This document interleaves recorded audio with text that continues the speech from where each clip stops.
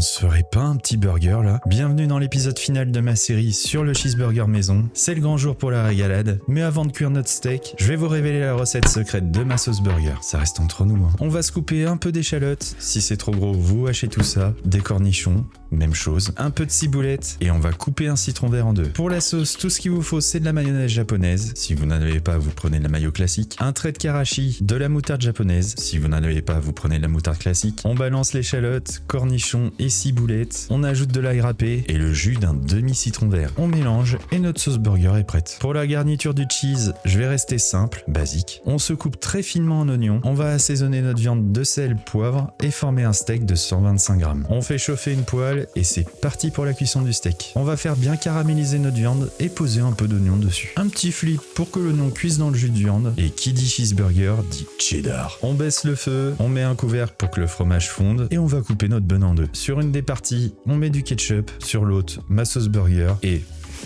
Vous sentez ça? Ça sent la régalade, non? On dépose notre steak délicatement, on referme, un petit coup de pression pour faire sortir le jus et couler la sauce. Et regardez-moi ça comme ça donne envie. Ah, c'est sûr qu'à côté de celui de chez vous savez qui, ça paraît un peu ridicule. Et je vous raconte même pas le goût.